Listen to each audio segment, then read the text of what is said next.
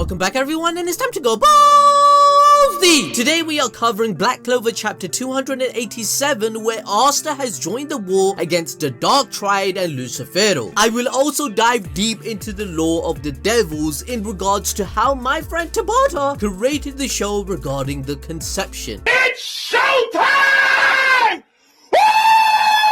Now in chapter 286, we learn from Nacht's parents that there are 3 demon kings who are Lucifer with gravity magic, another devil king with time magic, and the last one with space magic. These other 2 devil kings will most likely be called Astaroth, Satanarchia, or Beelzebub. This is because Tabata is using the Grand Grimoire to help inspire him with the creation of Black Clover. According to most of the devil books that I have been reading as of late, the hierarchy of hell that Black Clover described with Liebe's backstory regarding low level, mid level, and high ranks pretty much parallels the lore of these real life grimoire we have in our world. We see the ranking system personified in Black Clover, where Liebe described hell to be a living nightmare where he was bullied for being the lowest of rank. Chapter 283 and onwards explores this a bit more, with a mid-rank devil calling the lower ranks weak and useless, right? So now that we have discovered that there are 3 kings of hell in Black Clover, if we look back at the lore of the Grand Grimoire, it's pretty much the same. In the book, it describes that Lucifero is the emperor of hell, Beelzebub is the prince, Astaroth is the grand duke, Lucifuge is the prime minister, Satanarchia is the great general, and so on and so forth. Each of these devils rule over a certain part of the tree of death and have command over hundreds and hundreds of lower ranking demons and order them according to their rank. This lore makes sense of why Lucifer has the power to take over any lower ranked demon's body and control them, as he tried to do this with Liebe. This concept was described to be the kings of hell's power in the tree of Qlipoth that Tabata is using to create the story. For example, in chapter 286, we learn that Lucifuge is another high-ranking devil that does dealings for Lucifer. This is the demon that ended up killing Nacht's whole family due to him falling into sin and desire. According to the Grand Grimoire, Lucifuge is the prime minister of hell that does the dealings and intercedes for the kings of hell. In the case of Black Clover, the 3 kings of gravity, time, and space. Lucifuge is the one who flees light. He is the shadow brother of Lucifer and the lord of the dark star, which refers to the eye of Lucifer and the dark chakra Sunyata in the subtle body of man. The concept of Sunyata is the emptiness of man. When we link this back to Nacht's character, Tabata utilized many metaphors in his story that most people might not see. But don't worry, you have me, Anime Balls Deep Prediction Magic, and my Balls Deep Analysis, right? No! For example, in chapter 286, Nacht describes his brother as light itself, and his name is Morgan, which means morning, linking back to his magic and attribute. Morgan is the one that ends up saving Nacht and ending the ritual, making Lucifuge flee away, which goes back to the meaning of his name. The second inspiration and metaphor is with Lucifuge making Nacht feel emptiness. He states in chapter 285, 286, and once again in 287 that he will never forgive himself until he is dead, as he has committed too much sin after summoning Lucifuge. Just like the devil's promise, they attack man's desire and temptation to fall into sin, which Nacht admitted that he did when he tried to summon Lucifuge. It was a beautiful, unknown temptation to him that gave him unfathomable excitement. The malice in me was overjoyed. This connects back to why he hates the Dark Triad, because Dante described that they believe this is the nature of mankind. Dante says this to Asta and even Yami. Dante falls into his desire all the time, wanting to feel this malice that Nacht did. He does this over and over again against Yami, for example. The Dark Triad are destroying the world and innocent humans that come in front of them for their own selfish desire of being a simp to a devil. This is why Nacht regrets everything, because he once saw himself in Dante and did the same actions as the Dark Triad, but now he sees his mistakes. He wants to destroy evil by using evil since he has been left empty with no reason to live. He thinks he doesn't deserve redemption. But this is where Nacht is wrong. Asta will be the person that brings light back into his life, as Asta embodies what his brother Morgan was. Asta means star-like love, which connotes the very idea of how Nacht saw his brother Morgan before he died. Remember, Nacht said, the very picture of a good guy, straightforward, so dazzling I couldn't even look at you. That was what you were like, and I really loved you. A star-like love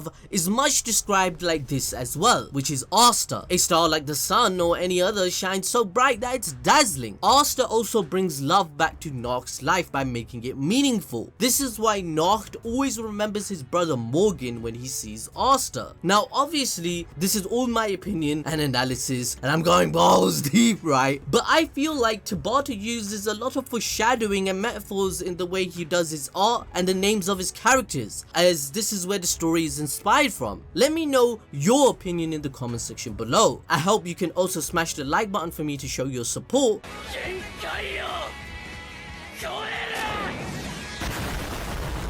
We need to stick together since the anime is going to end, and also please hit the notification bell for the channel, as I will still be covering Black Clover on a weekly basis. Now chapter 287 begins with Nacht being in a pinch. The man had become skewered like a goddamn shish kebab.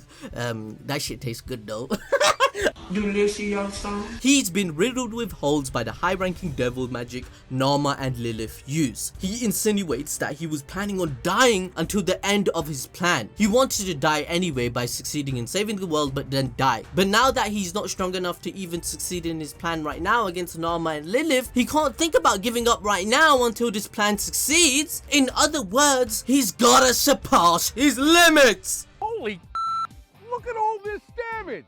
And we're gonna repair it using flex shot. Nacht reveals that all his devils are mid-rank, and we all know mid-rank devils could never even hope to touch the high ranks as the disparity of power is way too much. We get more of Nacht's backstory and we see how he ended up becoming the vice captain of the Black Bulls. Apparently, at Morgan's grave, Yami informed Nacht that he was going to make his own squad, and he decided then and there that Nacht should be the vice captain. This shows Yami's intention that he was actually planning to ask Morgan this as they became good friends. Yami does this in respect for Nacht, as he also believes that he has the potential that Morgan talked about in the chapter, that he has the most potential out of all that he has witnessed. Now as we know, Nacht joined out of respect for his brother and as an act of atonement of his sins. In chapter 266, Nacht said it doesn't matter where he is, as long as he can operate as a magic knight, meaning he doesn't care about the flashy attention they get, he just wants to do what his brother always wanted him to. He admitted that being a vice captain has its perks, as you have more freedom and can get away with much more. At Morgan's grave, Nacht thinks to himself that he didn't want the spotlight or the compliments because he couldn't be like his brother, and he shouldn't try to be, which would explain why he's never shown himself. And since then, he dedicated himself to use evil to destroy evil from within the shadows. This is why he didn't mind becoming a spy with the Spade Nation, since it suited him perfectly. He would be able to leave his old life behind and gain information to help save the world just like his brother wished. Coming back to present time, Nacht asks his devils to die with him again, and they agree. He remembers his brother Morgan as a motivational words that he has the greatest magic talent compared to everyone else, and he says that thing again that we all know, and he unveils a new devil union mode. This is called Union Mode Dallas X Felis, and it's basically where he combines two devil union forms of both his devils currently with him, creating powers supposedly equal to the high-ranking devil. He then activates a spell that he intends to use to trap them inside a type of shadow world, the shadow realm that you see in Yu-Gi-Oh, you know what I'm saying? And he also says that he has to sacrifice himself to do it, calling it an eternal game of tag in hell, kinda like a purgatory. However, after these two high-ranked Naamah and Lilith devils got sucked into the world, they emerge right out of it, and his spell is nullified. It turns out that they had been completely holding back the entire time. They were only playing around with him and Jack and hadn't once gotten even a little bit serious against him. These devils are so powerful that they had destroyed something that didn't exist, something that not even Nacht could see with his own eyes. They then cover his arms with ice and fire, engulfing them to an extreme level of both elements. Both of Nacht's devil appeared to be dead, although it's not confirmed. Nacht is just screaming away in agony, and the two high-ranking devils are just laughing at his suffering. Nacht thinks to himself that there is no human in this world who can win against the high-ranking devils except anti-magic. They go in for one final attack to finish him off, when suddenly my G, my man, the GOAT, the guy that has the freaking drip, bruh, Asta showed up and cut the goddamn arm off, and Asta has now arrived to join the fight. He's joined the war, meaning we have a way to defeat these freaking garbage ass,